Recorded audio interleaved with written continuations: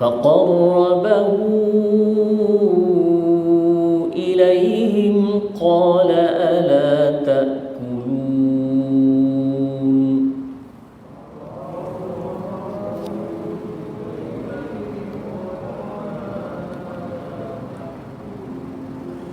فأوجس منهم خيفة قالوا لا تخف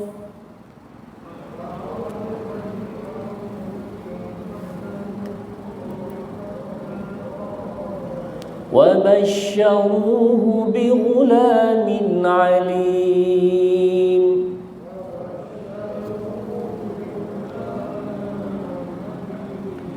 فأقبلت امرأته في صرة فصكت وجهها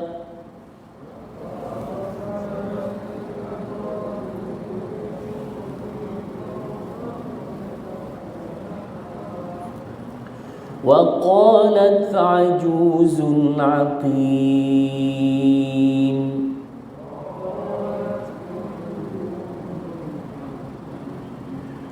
قالوا كذلك قال ربك إنه هو الحكيم العليم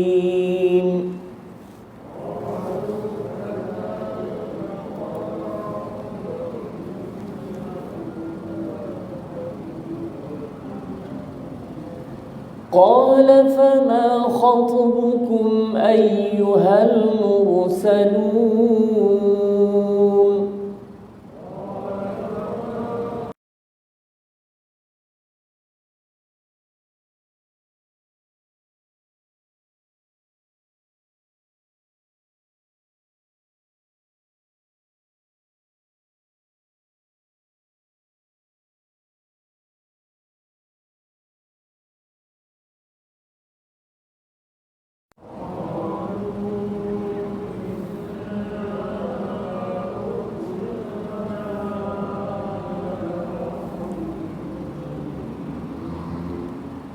لنرسل عليهم حجارة من طين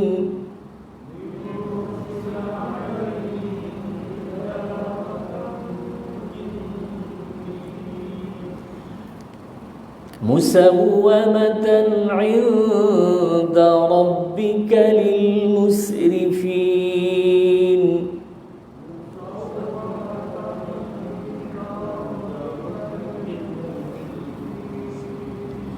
فأخرجنا من كان فيها من المؤمنين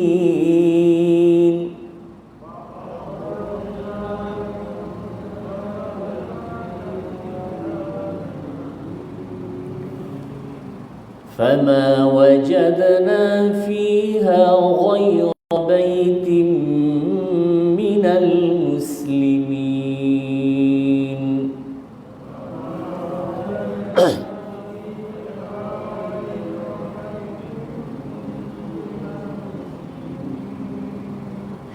وتركنا فيها آية للذين يخافون العذاب الأليم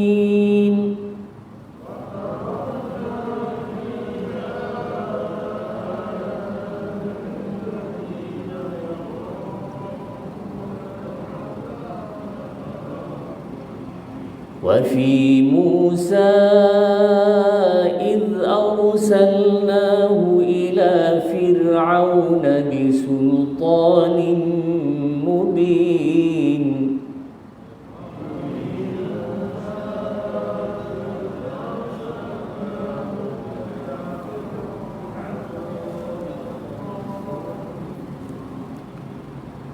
فتولى بركنه وقال ساحر أو مجنون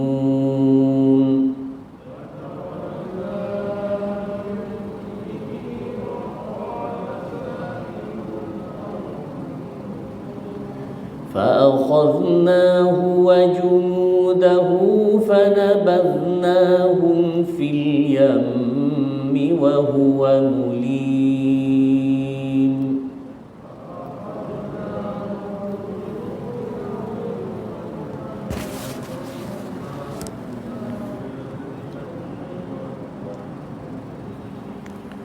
Astagfirullahaladzim. Kita berhenti situ dulu, tuan.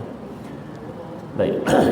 Saudara rahmat Allah sekalian, kita tengok pada ayat nombor 32 untuk tajwid ringkas ya. Qalu inna ursilna ila qaumin mujrimin.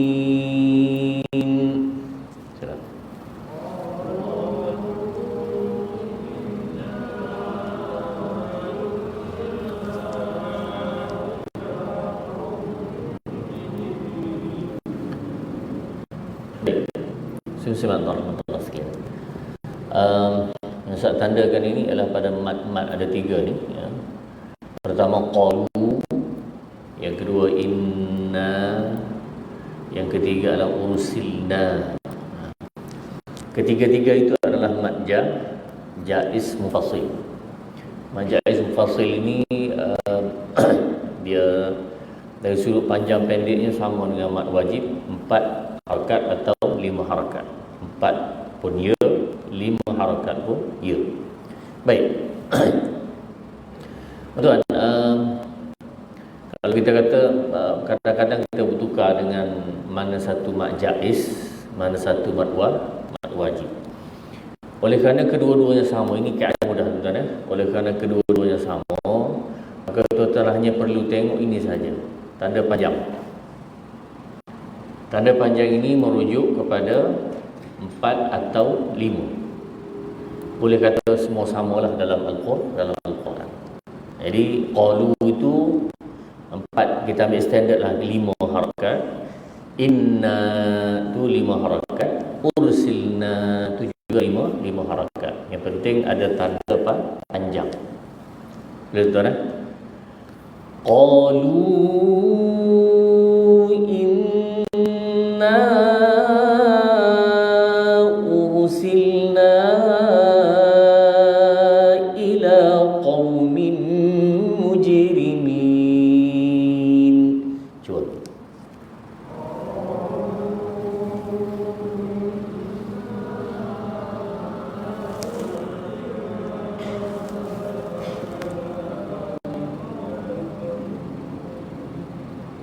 Dengan ketiga-tiganya mad jaiz munfasil.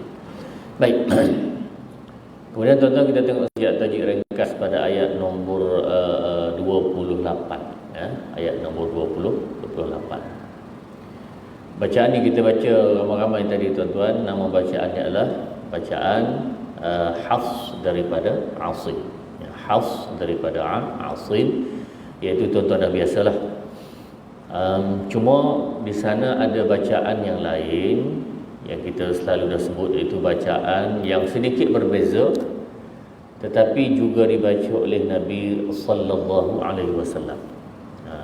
Nabi sallallahu alaihi wasallam juga baca bacaan ini, ada sedikit perubahan ya. Baik, dalam ayat ini bacaan daripada Bazzi ya, Bazzi daripada Ibnu Katsir membaca dengan fa'aujasa minhum dengan silah mimil jama', minhum jadi minhumu khifah, ada waw di sini pada bunyi. Fa'aujasa minhumu khifah. Cuba tuan.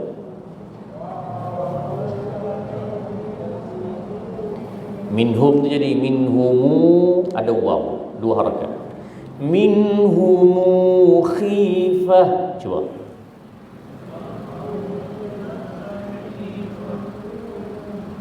Jadi min humu, dua harakat. Satu. Yang kedua ialah wa basyaruhu, ni juga berlaku silahnya, silatul ha. Wa basyaruhu bi ghulamin alim. Hu 2 harakat. Cuba tuan.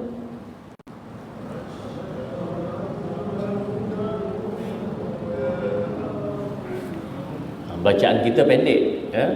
Wabasyaruhu bi ghulam. Ya, itu kita punya bacaan, tapi bacaan Imam Bazir daripada Ibnu Katsir dengan dua harakat.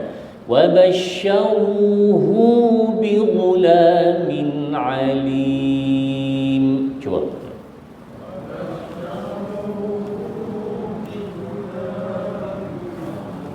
Baik, tuan ya. Kita cuba ayat. Fa'awjasa minhum khifah. Cuba.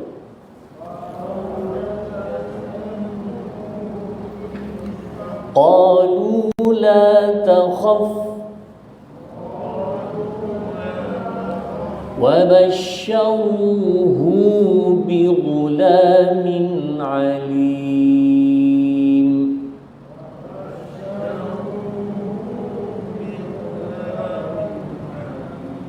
Baik.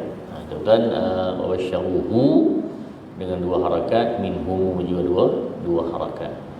Baik, kalau kita tanya ada perubahan makna ke tidak? Jawapannya tidak. Dia hanya kaedah bacaan sahaja. Malahan kaedah bacaan ini ada juga dalam bacaan kita, cuma kita tak perasan. Misalnya wa idh i'tazaltumuhum, ada mu tu mu wa idh i'tazaltumuhum, kemudian faqad ra'aitumuhu wa antum tanzurun. Maknanya sudah ada dalam bacaan kita, tinggal lagi bacaan seperti itu kita sudah biasa, yang ini kita baru jumpa.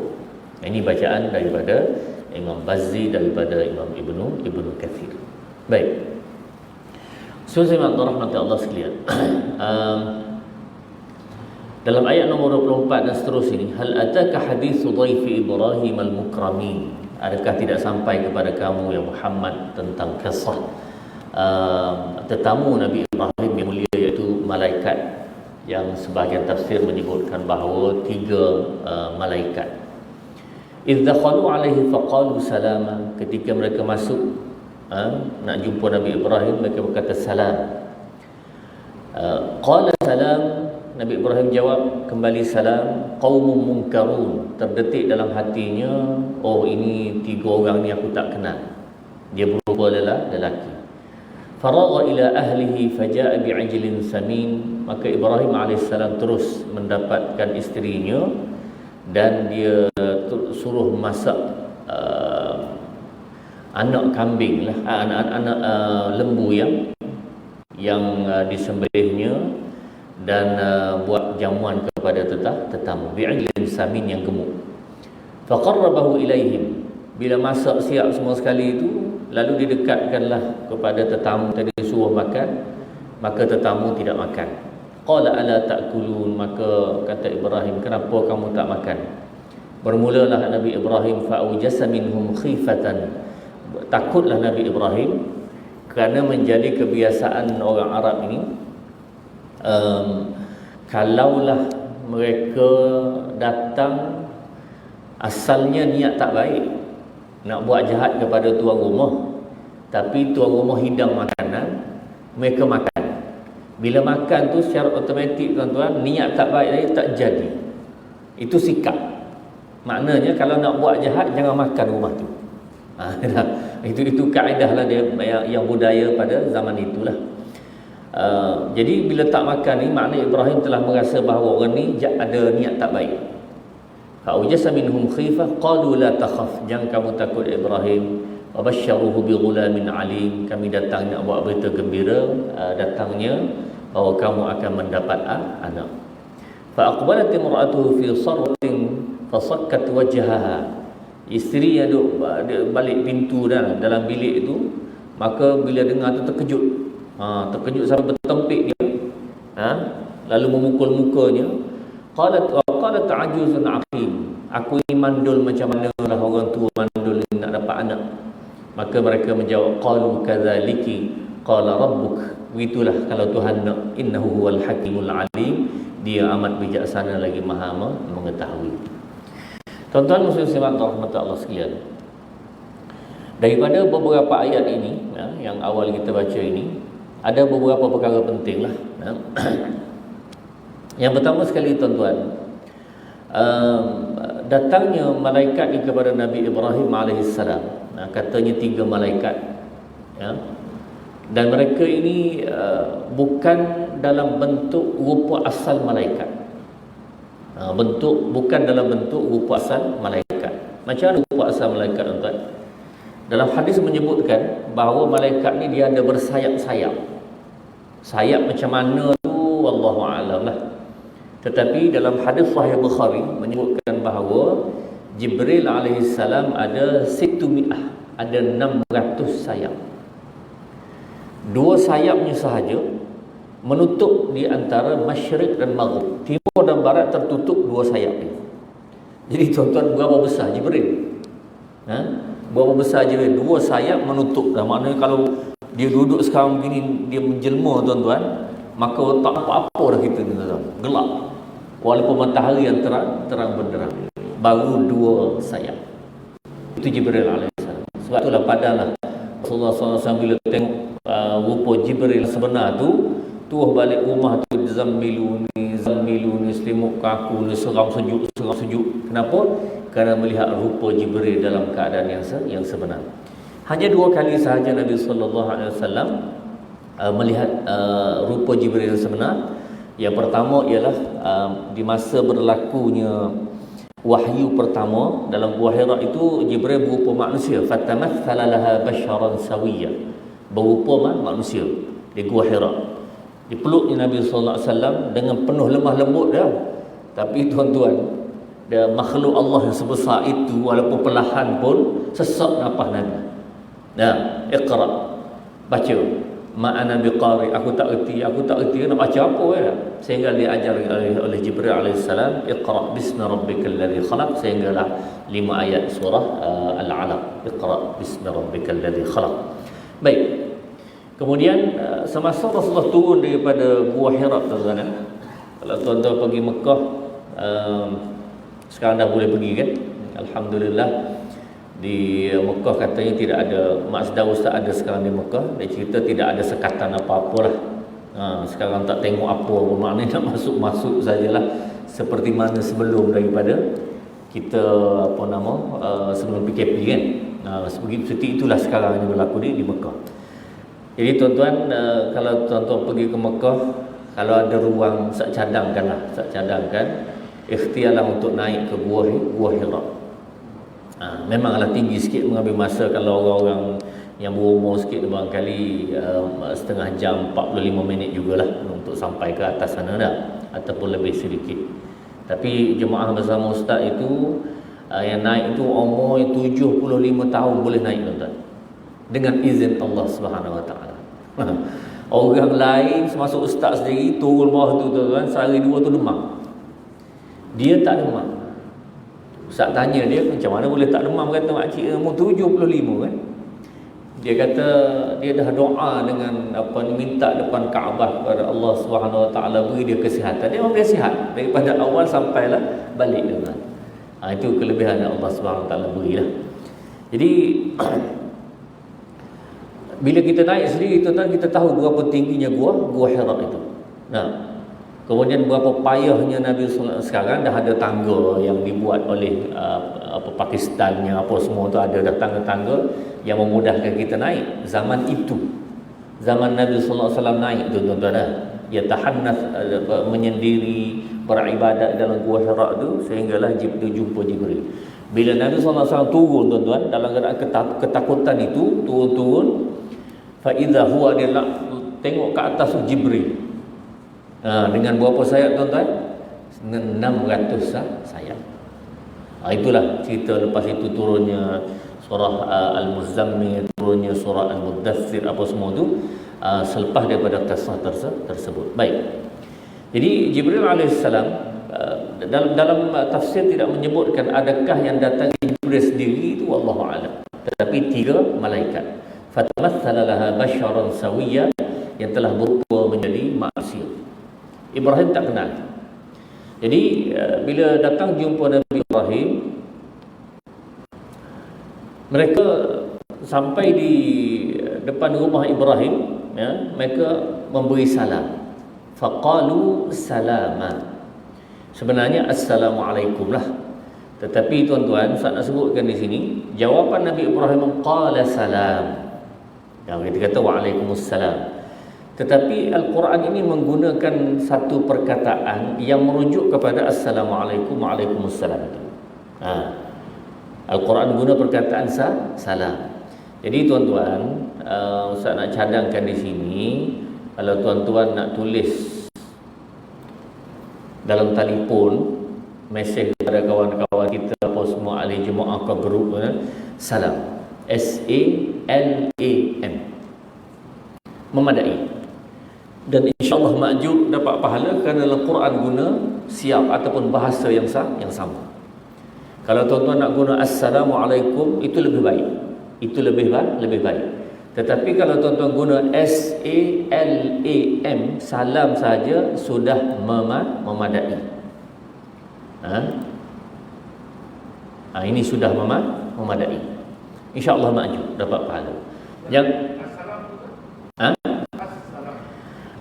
Assalam tu pun insya-Allah memberi makna yang sama, tapi oleh kerana siap ataupun bahasa Quran guna gini, Ustaz cadang ini lebih baiklah sebab ada dalam Al-Quran. Dan perkataan salam ini memang merujuk kepada assalamualaikum. Jadi Ustaz cadang ini lebih baiklah.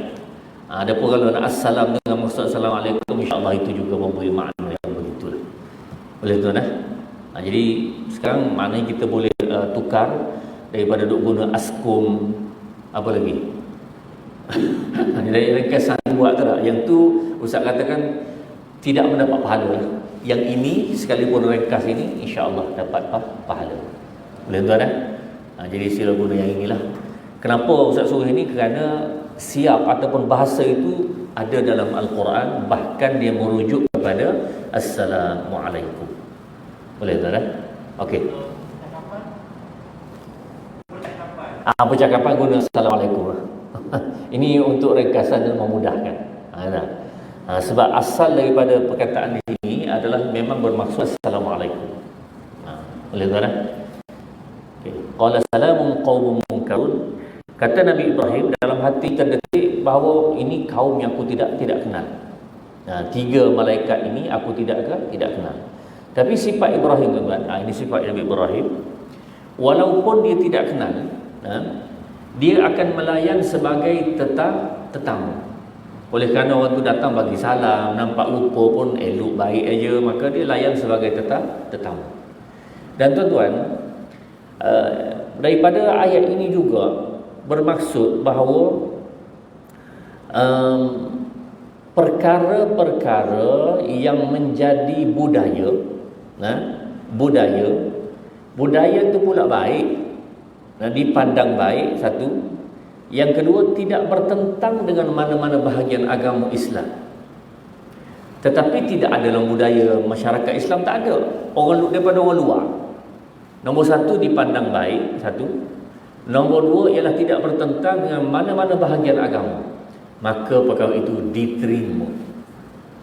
Tuan-tuan, menghormati tetamu ini bukan asalnya daripada, maksudnya dimulakan oleh Nabi sallallahu alaihi wasallam, tak. Tapi sunnah ini bila? Sejak zaman Nabi Ibrahim AS, bahkan Quran iktiraf perkara ini. Maksudnya benda ini baik. Kemudian dalam Islam terima perkara tersebut. Datang Nabi Muhammad sallallahu alaihi wasallam, man kana yu'minu billahi wal yaumil akhir, siapa yang beriman dengan hari akhirat, beriman dengan Allah dan hari akhirat, maka falyukrim dhaifahu, hendaklah dia memuliakan tetamu. Jadi termasuk dalam ayat ini iaitu memuliakan tetamu. Yang Nabi Ibrahim ini terus pergi kepada isterinya, sembelih lembunya apa semua. Dan dalam riwayat-riwayat menyebutkan Nabi Ibrahim ni dia tak boleh dalam hari-hari biasa pun tuan-tuan, dia tak boleh makan seorang. Dia makan tu mesti dia cari orang kampung dia, jiran-jiran dia, mesti makan bersama. Jadi dengan sebab itu tuan-tuan, ini memang jadi kebiasaan dia. Jadi suruh masak lembu, anak lembu apa semua ni, masaklah isterinya dah. Dan bila masak ni tuan-tuan, akhirnya setelah siap, dan di dalam bahasa Al-Quran biasanya Allah Subhanahu Wa Taala tidak menceritakan detail. Tak menceritakan detail. Kenapa? Sebab Quran ini bukanlah nak cerita dia masak lagi lembu tu dia panggang kah? Dia masak gulai kurma kah? Tak. Dia pakai sos apa kah? Atau bukan itu nak ceritanya. Yang nak cerita ialah peristiwa tersebut dan banyak diikhtisar. Ikhtisar ini diringkaskan yang mana sudah mencapai cerita itu sudah sampai maka mencukupi. Banyak dalam ayat-ayat Al-Quran begitu. Jadi dihidangkan lembu tersebut, faqarrabahu ilaihim, bila dihidangkan kepada mereka, mereka tak makan. Pada masa itulah qala ala ta'kulun, kenapa kamu tak makan? Adakah sebenarnya, sebagai Ustaz sebut tadi, adakah sebenarnya kamu ini bermaksud tidak baik? Kerana menjadi lumrah bangsa pada masa itu, kalau nak buat jahat mereka tidak akan makan makanan yang dilayan oleh tuan rumah. Mana tuan rumah hidang tu dia tak akan makan kalau mereka berniat jahat. Jadi Ibrahim sudah risaulah kerana malaikat ini yang dia tak kenal ini, orang ini rupanya ada maksud tidak baik. Lalu apabila malaikat ini perkenalkan diri, sebenarnya kami ini adalah malaikat, fa aujasa minhum khifatan qalu la taqaf. Ini perengkasan juga bahawa kami ini para malaikat dan kami membawa satu berita gembira kepada kamu. Jadi akan lahirnya seorang anak. Wabasyaruhu bighulamin alim. Anak ini mula-mula ini Ishaq, ya.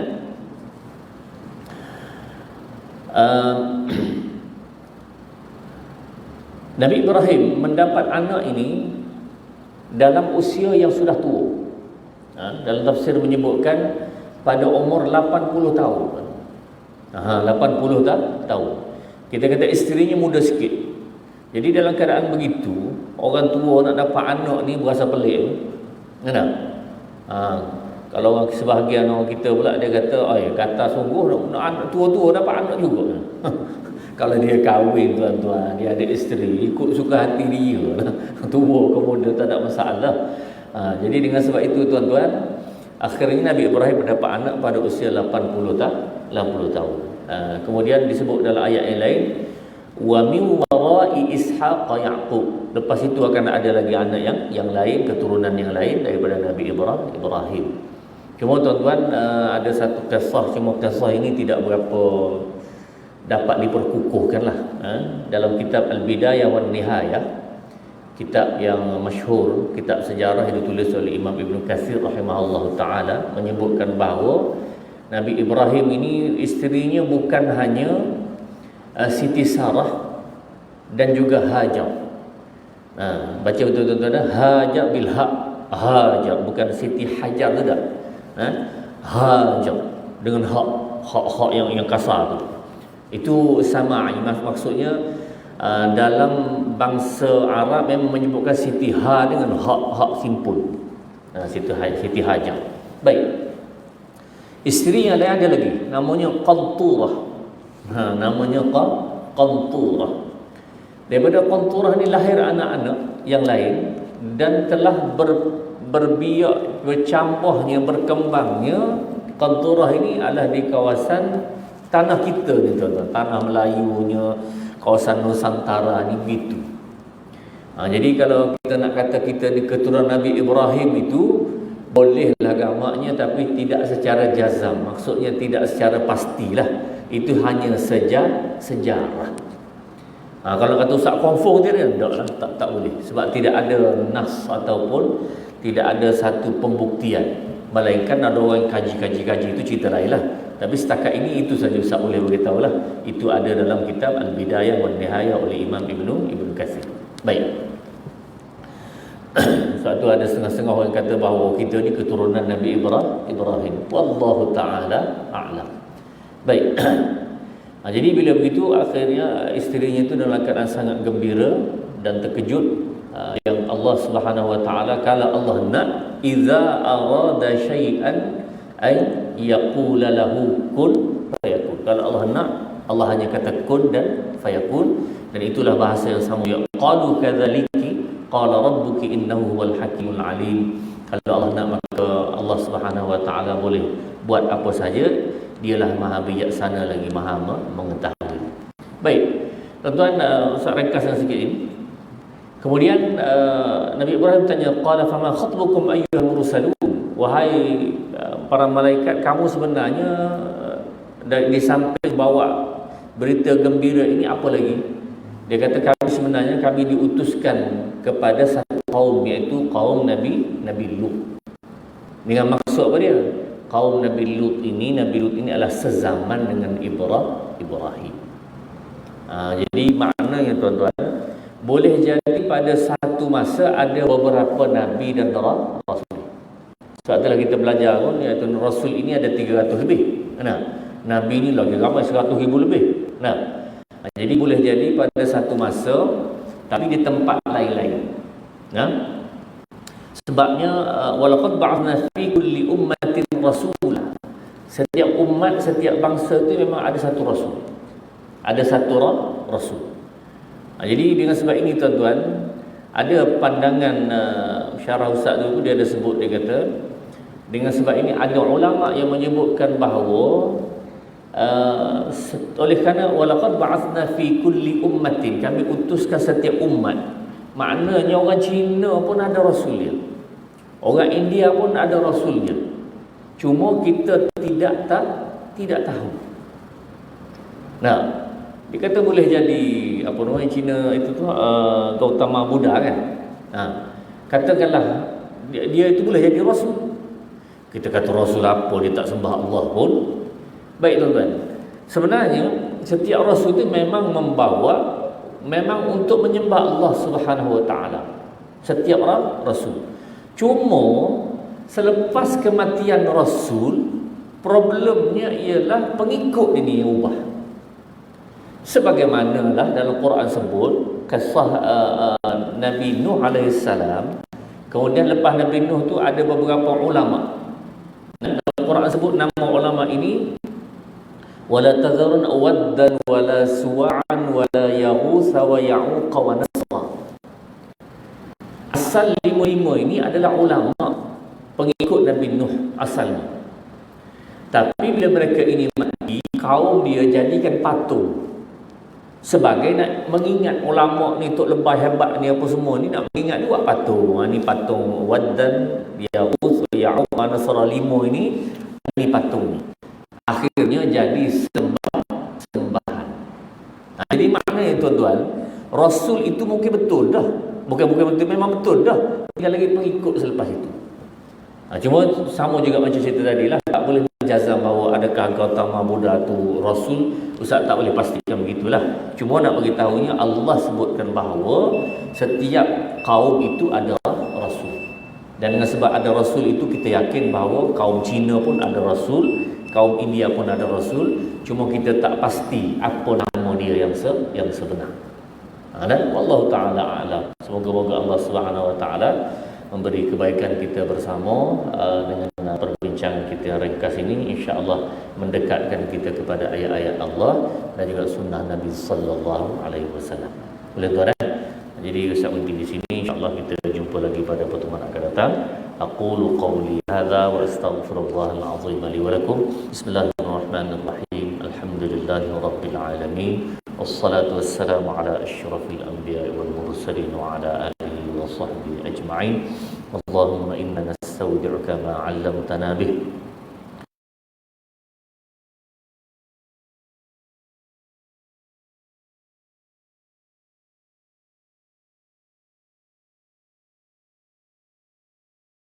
Sallallahu ala sayyidina Muhammad wa ala alihi wa sahbihi wa sallam. Walhamdulillahi rabbil alamin. Taqabbal